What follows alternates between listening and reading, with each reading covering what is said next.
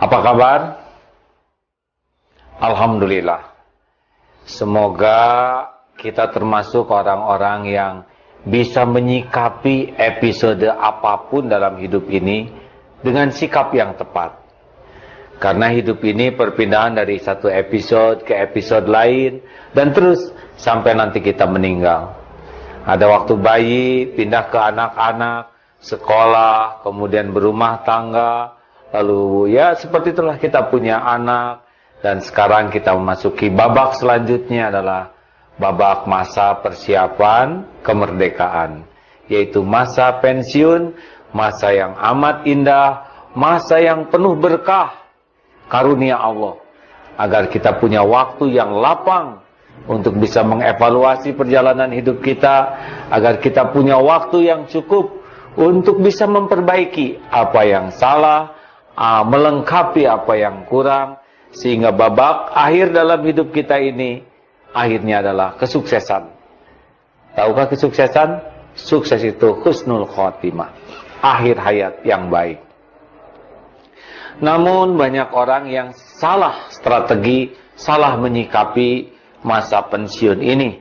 Tidak jarang ada yang terjebak di dalam dramatisasi pikiran, dipertegang, dipersulit, dipergawat dengan banyak pikiran yang tidak perlu, dengan banyak bayangan-bayangan yang justru hanya menyengsarakan diri. Padahal pensiun hanya sebuah episode, sama dari TK ke SD, dari SD ke SMP, sama hanya perpindahan episode, biasa saja. Tapi sikap kitalah yang menentukan apakah episode ini membawa berkah atau sebaliknya menjadi fitnah dan musibah. Oleh karena itu, semuanya ini tergantung dari cara sudut pandang kita.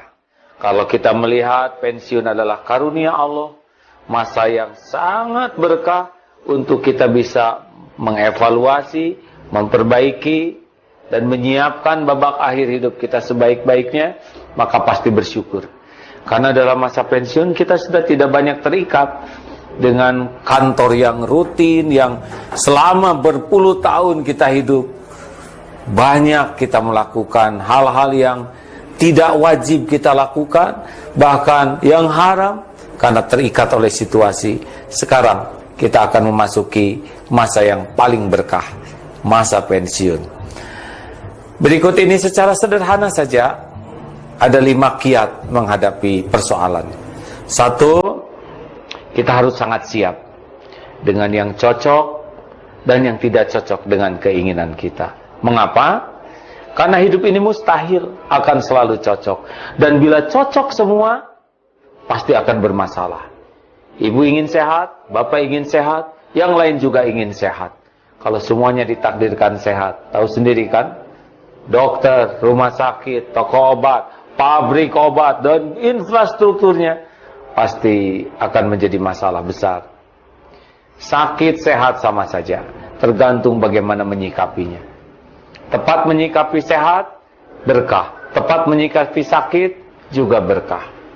Kita harus sangat siap dengan yang cocok dan yang tidak cocok, karena tugas kita bukan mengatur Allah.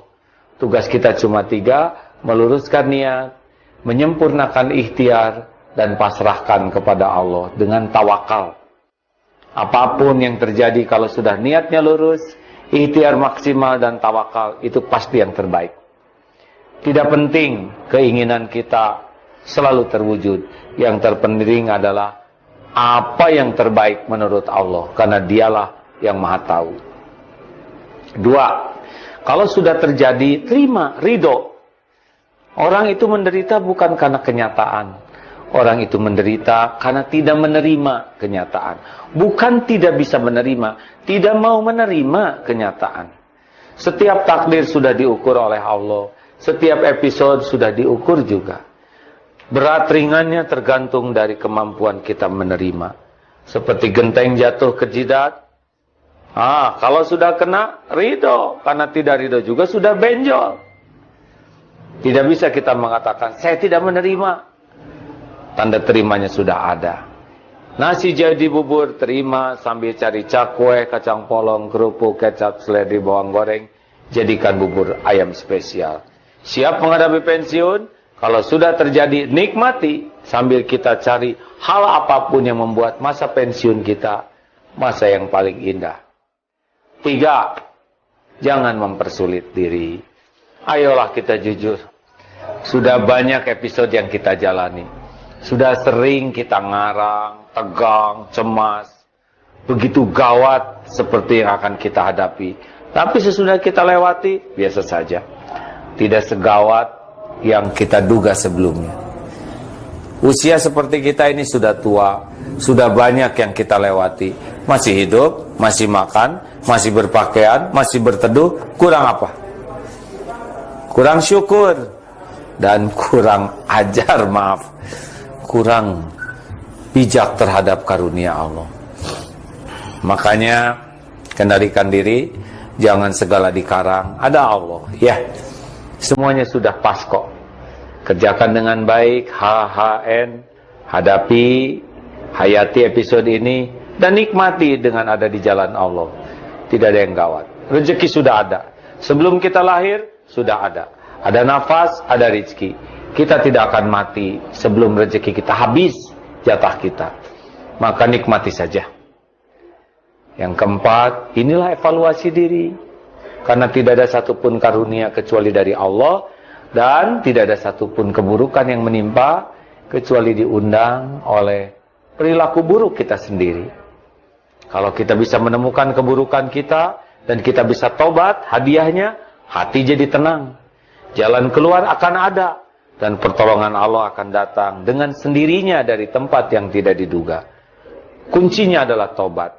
Orang tobat hanya baru bisa terjadi kalau berani jujur melihat keburukan, kesalahan, kekurangan sendiri. Tidak ada yang membahayakan hidup kita selain keburukan kita sendiri. Orang berbuat buruk kepada kita, dia akan dapat balasannya. Dan boleh jadi keburukan orang jadi penggugur dosa kita. Tapi kalau kita berbuat buruk, itu pasti jadi petaka bagi kita. Tidak ada yang mengancam diri kita selain keburukan kita sendiri. Tidak ada yang mencelakakan diri kita selain keburukan kita sendiri. Yang tidak segera kita taubati.